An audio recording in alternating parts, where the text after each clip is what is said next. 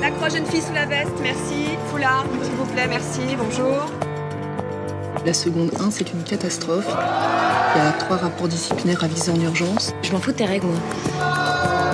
Je m'appelle Madame Guégen. Ça suffit.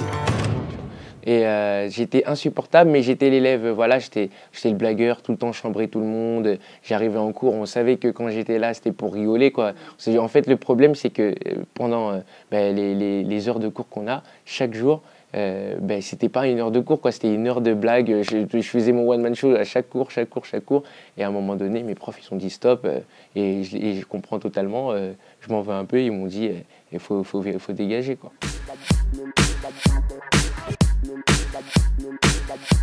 Ce que m'a dit Marie Cassie, elle m'a dit, on le voit dans le film pour les gens qui vont le voir, le truc c'est que Max il est blagueur, mais il a un côté plus sensible. Elle me disait, je sais que je te connais pas, on m'a dit que tu faisais des blagues et tout, mais moi je cherche un gars qui est sensible, qui est vraiment noir à l'intérieur, quoi.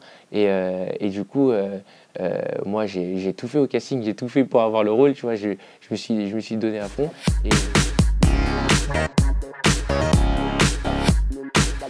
En fait, c'est que des souvenirs où c'est pas drôle pour les autres et c'est drôle que pour moi, quoi. C'est-à-dire que je sais qu'un jour, avec des potes, on rigole tout le temps, il y a un daron qui m'a coursé, qui m'en voulait en fait.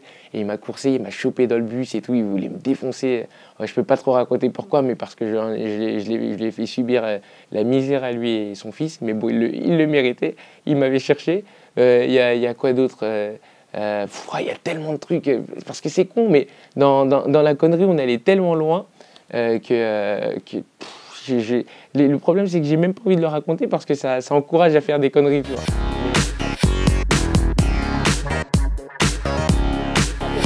C'est de se faire virer, franchement c'est pas drôle pour moi, c'est pas drôle pour mes parents, c'est drôle pour personne, c'est pas drôle pour l'établissement parce que c'est un échec. Donc moi quand je me suis fait virer, ça a été ma chance, on va dire, parce que j'ai pu commencer à monter sur scène, j'ai pu, les trucs que j'avais écrits et que je pensais jamais mettre sur scène, j'ai pu le faire. Mais c'était pas drôle du tout pour mes parents, c'était un enfer, ils voulaient me jeter de la maison, mais à 14 ans, tu peux pas me jeter de la maison, tu vois. Mais le truc, c'est que non, je me livre dans cette interview quand même. Mais non, le pire souvenir, c'est l'exclusion. T'es là, t'es au chômage quelque part, tu vois. T'es là, t'es chez toi, tu fais rien, t'attends qu'on te trouve un collège. Je le souhaite à personne, c'est pas drôle du tout.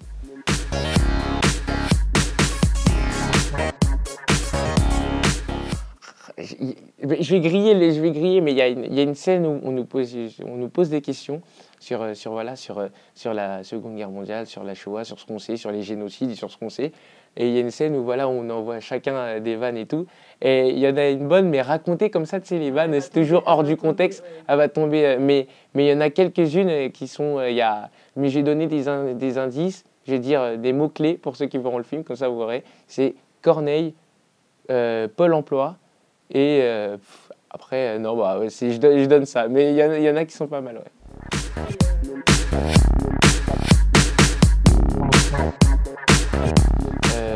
Moi, j'aime bien la scène où on me voit un peu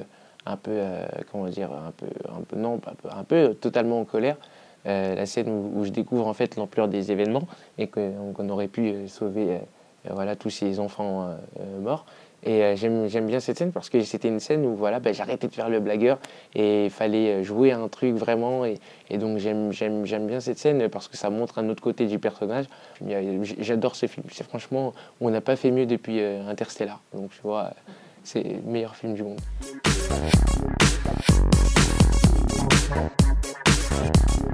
Alors, moi, ma mère, elle l'a vu, elle a été très émue, elle me disait « mais je te reconnais pas, c'est pas mon fils et tout, mais t'es comme ça et tout ». Je dis « non, mais c'est un personnage, maman, je fais pas qu'en cours, j'étais exemplaire et tout ». Et non, elle a vraiment aimé ma mère. Et puis après, mon père est le daron qui va le voir la semaine prochaine et j'ai trop peur, quoi. Mais il m'a dit, la dernière fois que je suis allé au cinéma, c'était en 1996. Je suis né en 96 pour te dire, il me dit, et là je vais voir mon fils, donc il m'a dit, je suis content, mais on va voir ce que ça donne. Tu vois. Donc j'ai un peu peur. J'espère que je vais pas le décevoir.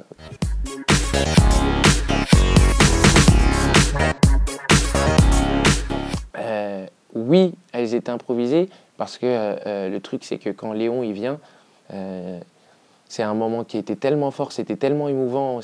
Enfin, je pense que personne ne peut être impassible face à ce genre de témoignage, tu vois. Quand il parle vraiment avec ses tripes et tu étais pris par le gars, tu vois.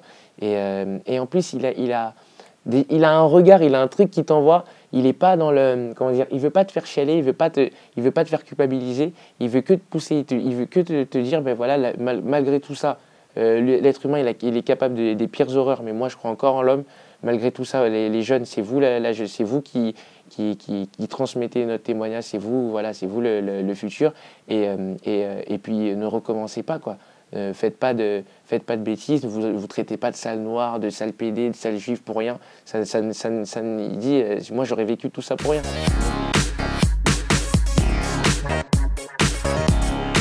Mais allez voir le film parce que vous allez voir que en fait le message c'est que si tu as quelqu'un qui croit en toi, tu peux faire les plus belles choses du monde. Et moi je suis sûr qu'il y a beaucoup de profs qui croient en leurs élèves.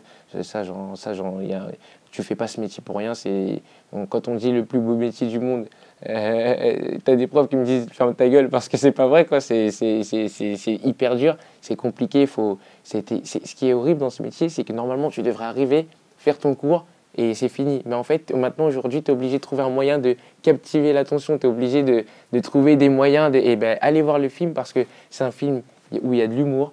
Donc vous allez vous reconnaître, il y a de l'humour, il y a de l'émotion. Vous allez vous reconnaître aussi parce que vous n'êtes pas des cœurs de pierre ou je sais quoi. Et puis, non, c'est un film vrai, quoi. Ça parle de nous, c'est un film qui parle de la banlieue en positif, c'est un film qui parle de la jeunesse en positif, et c'est un film qui parle on est l'avenir, et il montre qu'on est l'avenir et qu'il faut croire en nous, quoi. Donc j'ai envie de citer Kerry James qui dit on n'est pas condamné à l'échec. Ce film, il le prouve. Voilà.